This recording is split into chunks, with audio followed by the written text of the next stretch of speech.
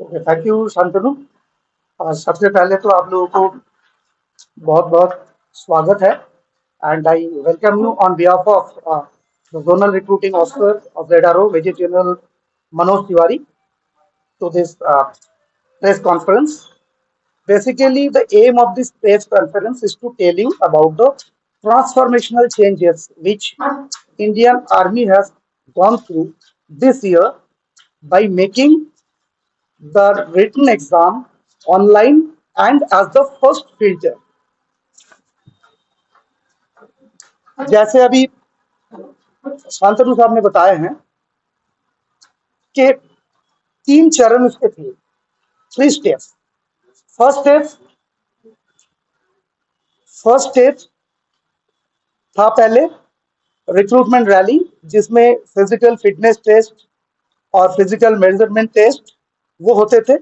उसके बाद उसमें जो कैंडिडेट्स क्वालिफाई करते थे, सक्सेसफुल होते थे, उनका मेडिकल एग्जामिनेशन वहीं पर रैली ग्राउंड में करते थे। एंड देयर आफ्टर जो ये मेडिकल फिजिकल मेजरमेंट स्टेज को क्रॉस करते थे, उनको सीईई करके जो कॉमन एंट्रेंस एग्जाम, वो पहले पेपर पेन था, OMR शीट बेस्ड, उसके ऊपर उनको एडमिट कार्ड दिया जाता था, वो एग्जाम में अपियर करते थे।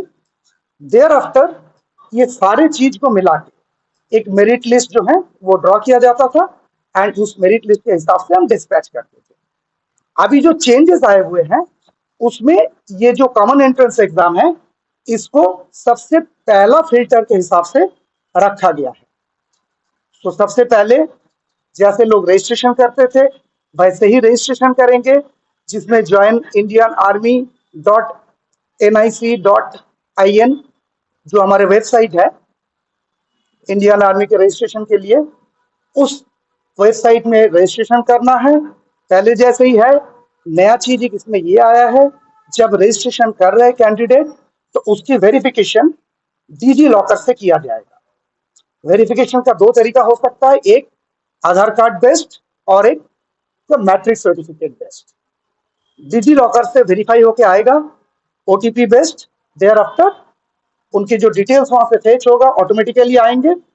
उसके बाद वो अपना डिटेल भरेंगे, उनको मौका दिया जाएगा और उसके बाद उनका रजिस्ट्रेशन जब खत्म होता है, उसके बाद वो अपने जो क्राइटेरिया के हिसाब से, जो एलिजिबिलिटी क्राइटेरिया ऑटोमेटिकली उनको शो करेगा कि यू आर एलिजिबल। एग्जामिनेशन की तरह भी इसमें रजिस्ट्रेशन की एक फीस रखी गई है।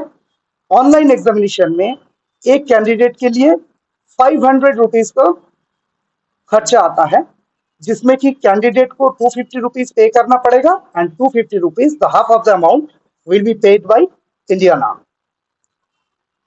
Now after this application process, online सी के लिए they can fill 5 choices for the centers. So this is the flexibility which has been incorporated in the system. Candidate can opt for 5 places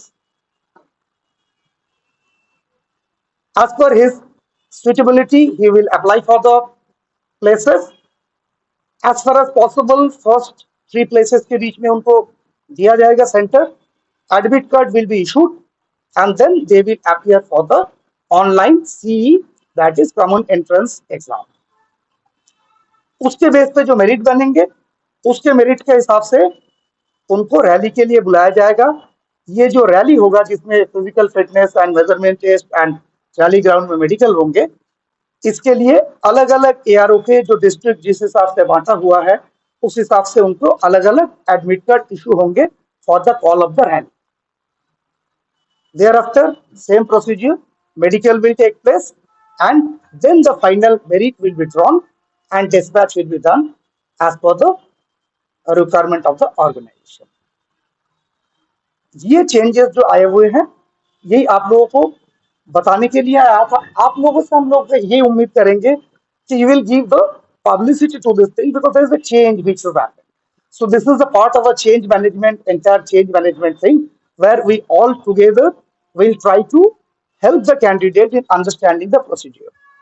To that effect, what we have done, we have put these animated videos for how to register and how to apply, even for how to go about the online exam. These videos are available in Join Indian Army site and also uploaded in the YouTube. Links have generally been shared to everybody, and we will request that give publicity to these people so that all the candidates, they at no point of time feel that they are in lacking some information about this. So that is what is our mutual aim in this entire process.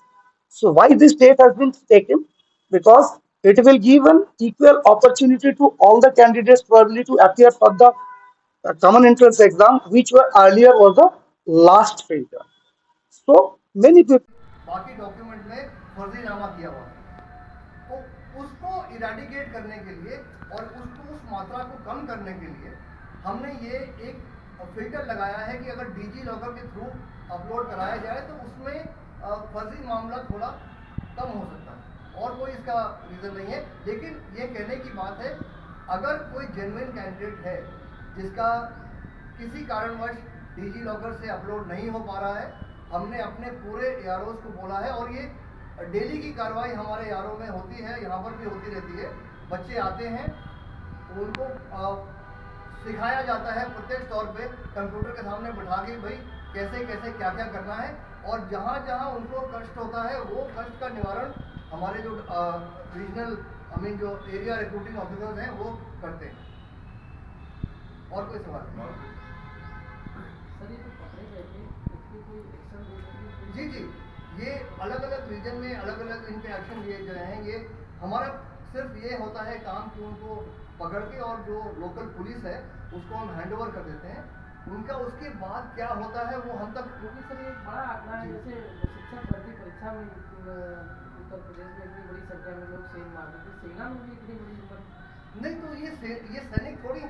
नहीं, लेकिन हिम्मत तो दिखाई ना, तो हिम्मत तो दिखाएंगे, वो यूथ डेस्परेट है आने के लिए फौज में।